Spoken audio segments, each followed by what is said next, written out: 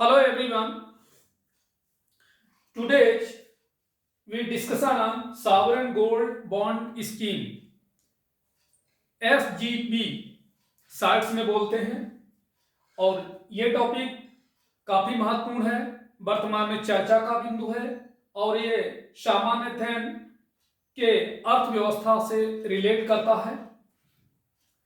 The cost of financing sovereign gold bond schemes is high for the government. Therefore, it is considering discontinuing the scheme. But what are sovereign gold bonds? What is the status of India gold reserve? SGP के वित्त पोषण की लागत सरकार के लिए अधिक है और इसीलिए इस योजना को बंद करने पर विचार कर रही है। लेकिन सॉवरेन गोल्ड बॉन्ड क्या है, भारत के गोल्ड भंडार की स्थिति क्या है, इस पर चर्चा शुरू करने से पहले हमें यह जानना आवश्यक है कि सिविल सर्विसेज एग्जाम्स के किस जनरल स्टडीज के किस पेपर से रिलेट होता है। तो ये देखिए, जनरल स्टडीज के इकोनॉमिक्स से रिलेट होता है। अब हम बात करेंगे कि इसका रेलिवेंस क्या है। तो यदि देखिए प्रीवियस ईयर एग्जाम्स पर नजर डालें तो इन 2016 a UPSC prelim question was asked on the objective of the sovereign gold bond scheme and gold monetization scheme. Therefore, it is important to know in detail about the sovereign gold bond schemes. Why in the news? चर्चा में क्यों है? The government is considering the discontinuing the sovereign gold bond scheme due to the high cost of financing the scheme. The scheme aims to boost investment in gold, but the recent announcement in the budget 2024-25 to cut the import duty on gold is in line with the scheme's objective. The internal view in the government is that the cost of financing the fiscal deficit through sovereign gold bond schemes is quite high and does not align with the benefits accruing to investors from the scheme. That means sovereign gold bond scheme को बंद करने पर government विचार कर रही है। क्यों? क्योंकि इस योजना के वित्त पोषण की लागत बहुत ज्यादा है। इस योजना का उद्देश्य सोने में निवेश को बढ़ावा देना है, लेकिन बजट 2024-25 में गोल्ड पर आयात शुल्क में कटौती की हालिया घोषणा इस योजना के उद्देश्य के अनुरूप है। गवर्नमेंट का आंतरिक मत है कि सॉवरेन गोल्ड बॉन्ड के माध्यम से राजकोषीय घाटे के वित्त पोषण की लागत काफी अधिक है और यह योजना से इन्वेस्टर्स को मिलने वाले लाभ के अनुरूप नहीं है।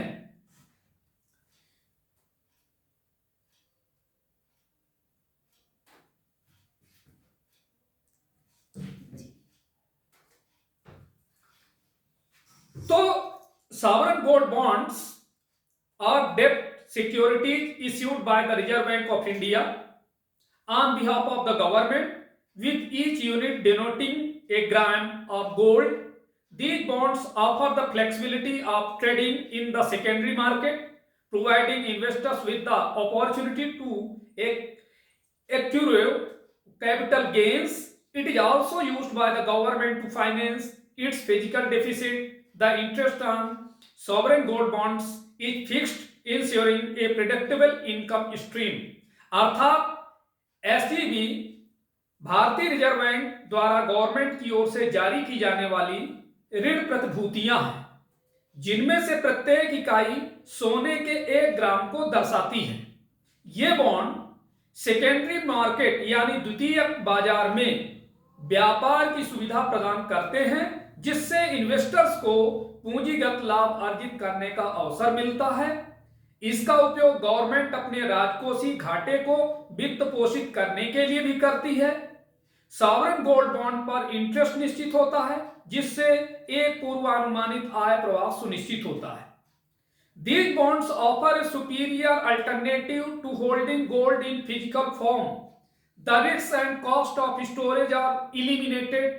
Investors are assured of the market value of gold at the time of maturity and periodical interest. It's free from issues like making charges and purity in the case of gold in jewelry form.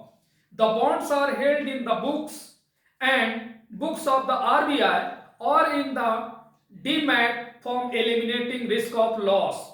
While the tenure of bonds is 8 years, it can be redeemed after 5 years.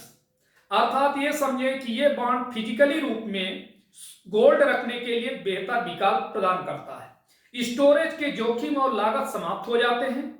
Investors को maturity के समय सोने के market value और आवधिक ब्याज का आश्वासन दिया जाता है। ज्वेलरीज के रूप में सोने के मामले में यह मेकिंग चार्ज और शुद्धता जैसे मुद्दों से मुक्त है। बॉन्ड आरबीआई की पुस्तकों में या डीमैट फॉर्म में रखे जाते हैं, जिससे नुकसान का जोखिम खत्म हो जाता है। जबकि बॉन्ड की अवधि 8 साल है, इसे 5 साल बाद भुनाया भी जा सकता है। The minimum investments is sovereign gold bonds is 1 gram individual and Hindu undivided family investors can invest up to a maximum of 4 kilograms in sovereign gold bonds, while the maximum government notified limit for trusts and entities is capped at 20 kilograms. Sovereign gold bonds allow the individual and joint holdings with the prescribed limit applying to the first applicant in the case of joint applications. On the other hand, there is no limit on how much physical gold you can hold. अर्थात sovereign gold bond में न्यूनतम निवेश 1 ग्राम है। व्यक्तिगत और हिंदू अविभाजित परिवार निवेशक एसजीपी में अधिकतम 4 किलोग्राम तक निवेश कर सकते हैं, जबकि ट्रस्ट और इंस्टीट्यूशंस के लिए अधिकतम सरकारी अधिसूचित सीमा 20 किलोग्राम है। सॉवरेन गोल्ड बॉन्ड व्यक्तिगत और संयुक्त होल्डिंग्स की अनुमति देता है। ज्वाइंट एप्लीकेंट्स के मामले में निर्धारित सीमा पहले आवेदक पर लागू होती है। दूसरी ओर आप कितना भौतिक सोना रख सकते हैं, इसकी कोई लिमिट नहीं है।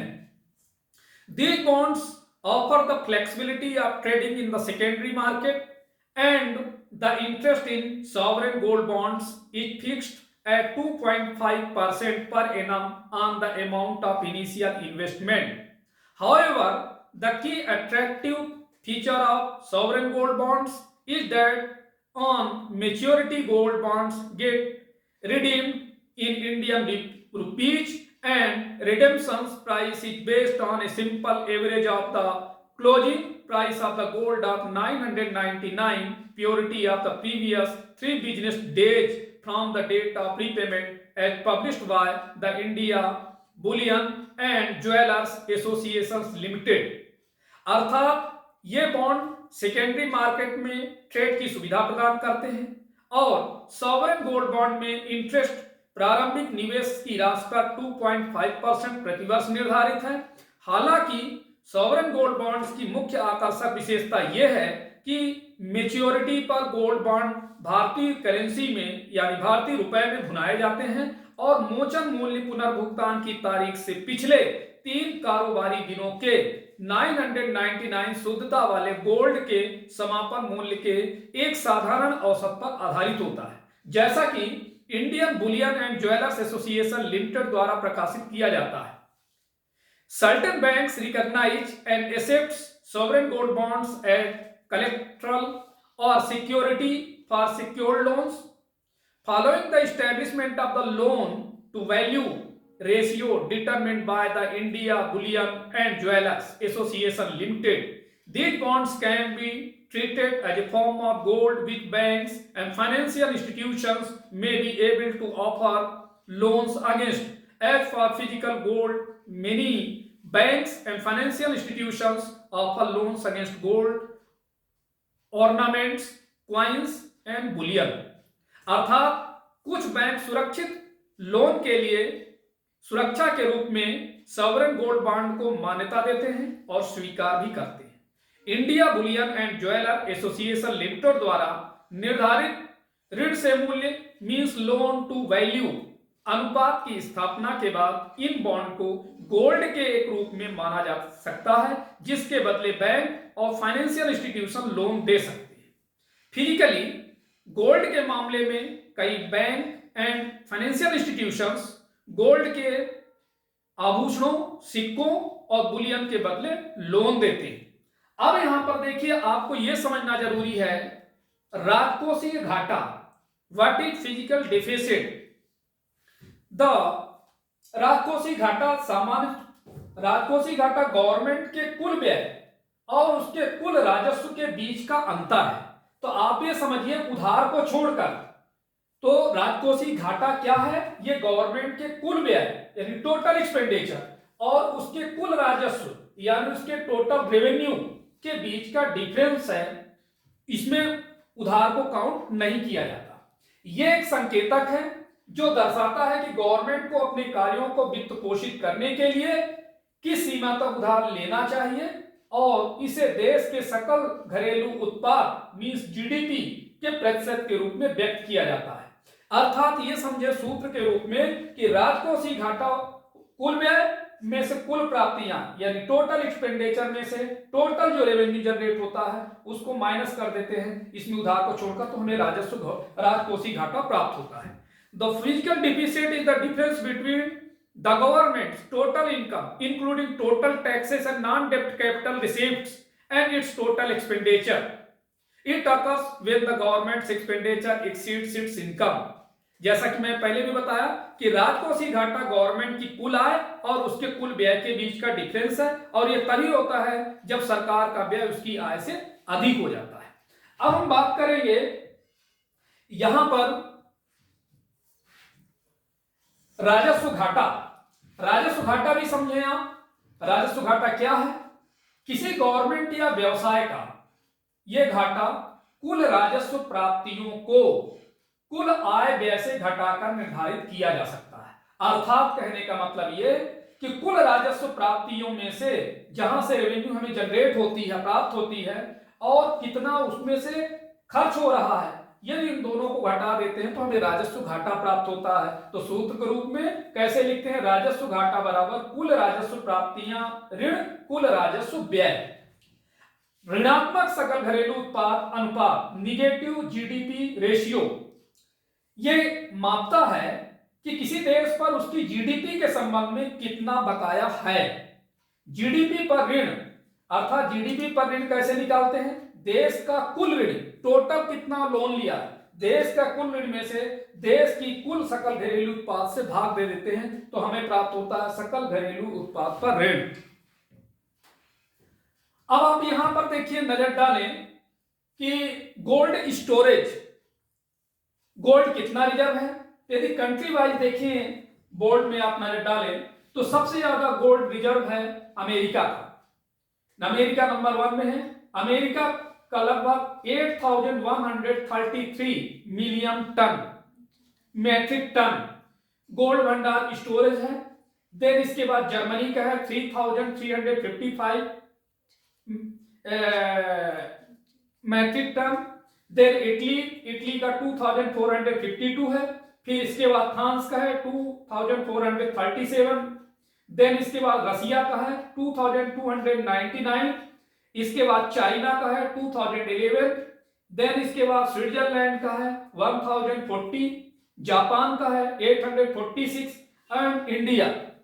तो देखिए, इंडिया का लगभग 854.73 मैट्रिक टन गोल्ड रिजर्व है। अब यहां पर देखिए, ये जो डेटा मैंने लिया है ये सितंबर 2024 के अंत तक का डेटा है। अब यहां पर देखिए, इससे यदि आप निष्कर्ष निकालें तो सोचिए, जितना अकेले यूनाइटेड स्टेट अमेरिका का है रिजर्व, उतना जो है जर्मनी और इटली, फ्रांस, तीनों को यदि जोड़ दिया जाए तो तीनों के सम के बराबर अकेला अमेरिका का गोल्ड रिजर्व है। तो at the end September 2024, the RBI held 854.73 metric tons of gold, of which 510.46 metric tons were held domestically, the RBI said in a report on foreign exchange reserve।